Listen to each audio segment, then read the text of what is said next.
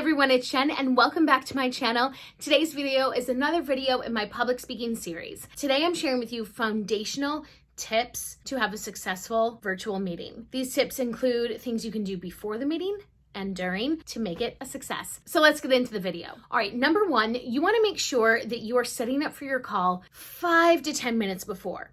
Depends on how big the call is, depends on if you had time, if you had back-to-back meetings, but ideally I like to set up 5 to 10 minutes before I'm doing a presentation. I want to make sure I have the right version of my PowerPoint presentation, that I've closed out all the apps and websites and alerts that could be going on during the meeting. I want to make sure they're all turned off. I want to have my audio ready, my video queued, and I just want to feel settled before my audience comes on to the call. So now let's talk about the video itself. There's a lot of different components. So we'll start with the basics. You want to turn your video on. If you are in sales, this will give you better engagement with the client. I guarantee you will probably close more deals. It's just an overall best practice. Now, when it comes to the video itself, sometimes your clients or your audience on the other end doesn't want to put their video on, and that's okay. But you don't want to feel like, oh, I have my video on now, they might feel pressure.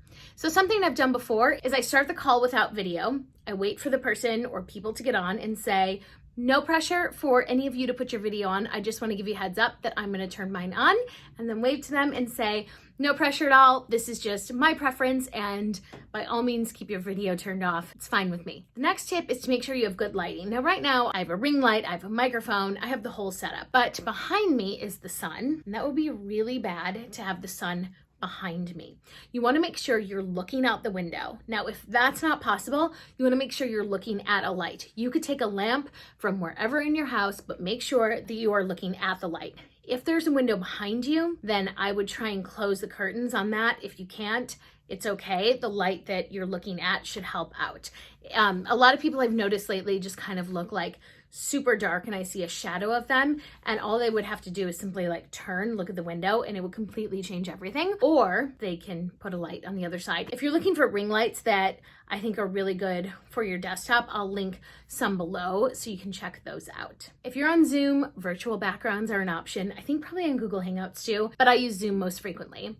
I love the virtual backgrounds and I have so much fun. West Elm did a blog post with all these amazing homes and their backgrounds, so I toggle between those. There are also some simple ones. You could have a simple background. You could have your company's logo. You could have your prospect's logo. You could have just a simple background. I find that they're really nice, and it is a green screen, so sometimes like when I'm taking sips of my coffee or like a glass, it kind of like appears into the frame.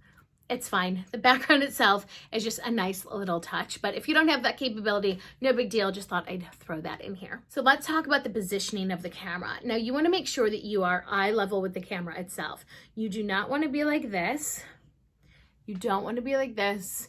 And please don't be that person who's like this. Please don't.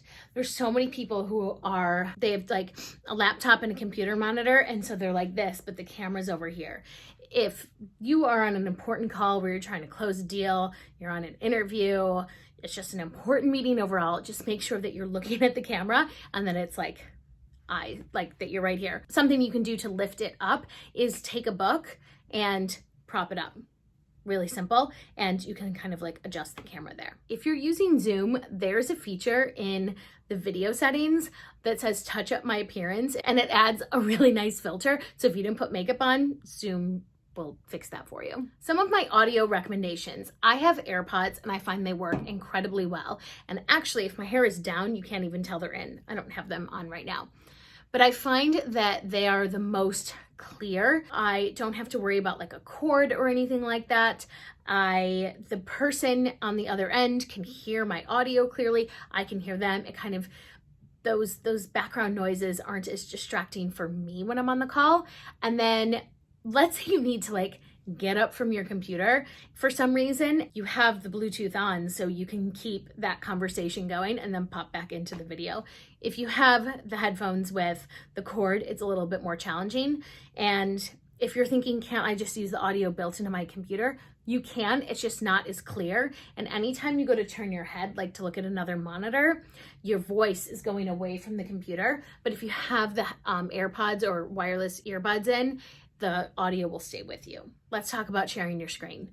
I touched on this a little bit, but please close out all the apps, all the browsers, all the tabs. I have a lot of tabs open on my browsers. If you're gonna be sharing your screen during a presentation, you wanna make sure that they're not distracted by the other things on your desktop, by your other browser tabs, or whatever that might be. So make sure that everything's clear and that you have exactly what you want to present. Maybe that website is already pulled up, or websites that you want to pull up, and you have your PowerPoint presentation, an Excel doc, Word doc, whatever they might be. You only have what you need open and ready to go. So those are my foundational tips for having virtual meetings. I hope you found these helpful. If you have suggestions of videos that you would like me to produce in the future, please leave in the comments below. Thank you for watching and good luck in your next presentation. Bye.